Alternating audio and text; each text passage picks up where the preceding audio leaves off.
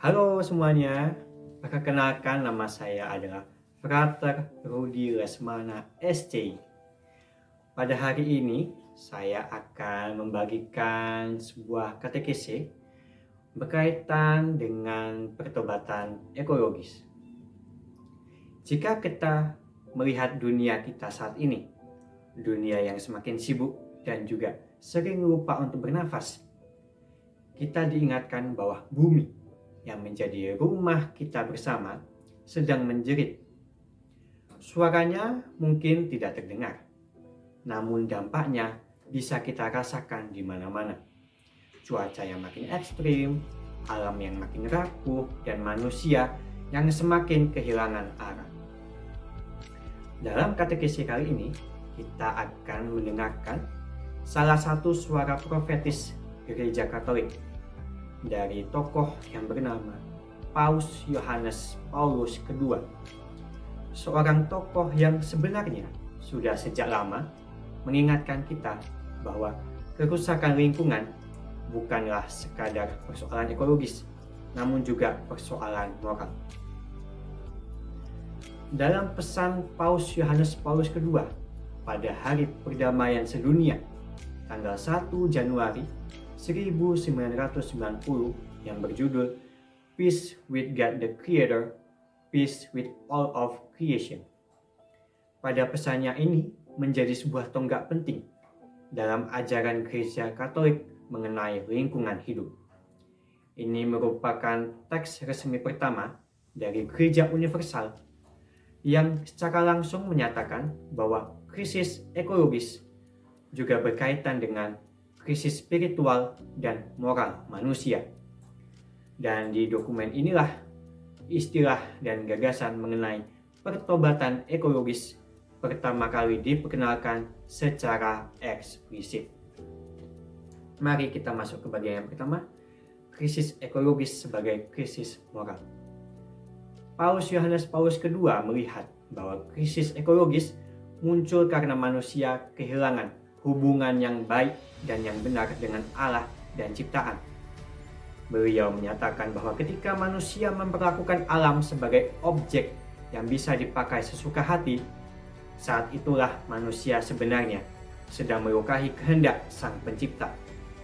Menurut beliau, kerusakan lingkungan lahir dari sifat keserakahan, gaya hidup yang konsumtif, rasa superioritas manusia atas alam, dan kegagalan manusia untuk memahami perannya sebagai ciptaan. Dengan kata lain, bumi itu rusak karena hati manusia yang rusak. Mari kita masuk ke bagian kedua, manusia sebagai penata layan ciptaan. Jika kita melihat kitab Kejadian, manusia memang diberi mandat untuk menguasai bumi. Namun, menurut Paus Yohanes Paulus II, kata menguasai bukan berarti menghancurkan. Namun sebaliknya, mandat itu berarti menjaga, merawat, dan memelihara. Kita bukanlah pemilik mutlak bumi ini. Kita merupakan penata layan, yang berarti pengelola yang dipercayakan Allah untuk membuat ciptaan tetap berkembang dan penuh dengan kehidupan, yang tugasnya adalah menjaga ciptaan, merawat keberlanjutan bumi, menggunakan sumber daya secara bertanggung jawab, dan memastikan generasi yang akan datang tetap bisa menikmati dunia kita saat ini. Setiap kali manusia memperlakukan bumi ini seolah-olah barang pribadi yang digunakan secara semena-mena atau tidak bertanggung jawab, disitulah dosa ekologis itu muncul.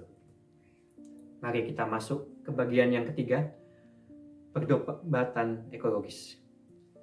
Dari keprihatinan tersebutlah lahirlah gagasan yang kita kenal saat ini, pertobatan ekologis. Pertobatan ekologis bukanlah sekadar mengurangi plastik ataupun hemat listrik.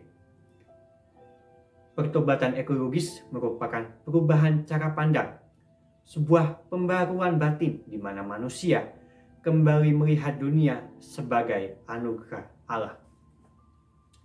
Pertobatan ekologis berarti membuka mata kita untuk melihat keindahan ciptaan, menghormati kehidupan, membuka diri kita untuk gaya hidup yang lebih sederhana, bertanggung jawab, dan penuh dengan rasa syukur, dan melihat dunia kita sebagai bagian dari relasi kita dengan Tuhan. Ini merupakan perjalanan batin yang mengubah cara kita melihat bumi dan cara bumi merasakan kehadiran kita. Mari kita masuk ke bagian yang keempat. Ekologi merupakan keadilan sosial. Paus Yohanes Paulus II menegaskan bahwa yang paling terdampak oleh krisis ekologis adalah mereka yang paling lemah, yaitu petani kecil, nelayan, masyarakat miskin, dan komunitas di daerah yang rawan bencana. Karena itu, menurut beliau, merawat bumi merupakan tindakan keadilan sosial. Jika bumi rusak, maka manusia yang paling miskinlah yang pertama kali menderita. Artinya, ketika kita membela lingkungan, menjaga bumi, maka kita juga sedang menjaga martabat manusia dan membela sesama kita. Mari kita masuk ke bagian yang kelima, kritik terhadap konsumerisme. Paus Yohanes Paulus II juga memberikan kritik yang tajam terhadap budaya konsumerisme modern saat ini. Dunia yang mengejar kenyamanan yang tanpa batas, yang merasa selalu kurang akan segala hal, yang akhirnya membuat itu semua membuat manusia kehilangan rasa syukur.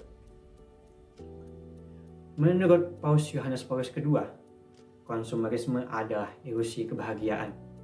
Sehingga Paus Yohanes Paulus II mengajak kita untuk kembali hidup dengan bijaksana, menggunakan yang perlu, mensyukuri yang ada, dan berhenti mengubah bumi menjadi korban dari gaya hidup kita saat ini.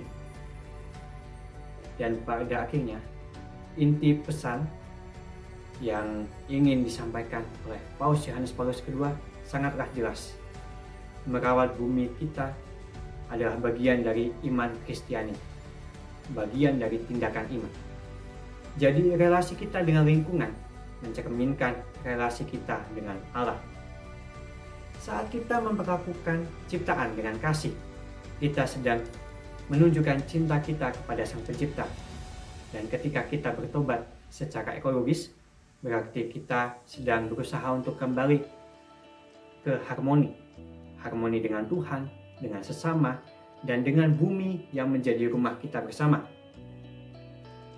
Akhirnya, semoga katekese yang saya sampaikan ini semakin membantu kita untuk sadar, untuk menyadari bahwa pertobatan ekologis bukanlah sekadar ajaran, namun juga sebuah panggilan hidup.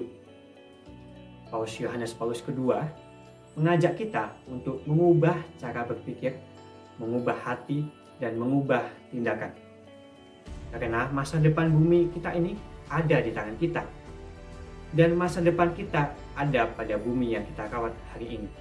Maka kita harus terus tetap berjalan bersama menuju pertobatan ekologis demi dunia yang lebih adil, lebih bersih, dan penuh dengan harapan. Akhirnya, terima kasih sudah mengikuti dan mendengarkan katekesi yang saya sampaikan ini berkaitan dengan pertobatan ekologis.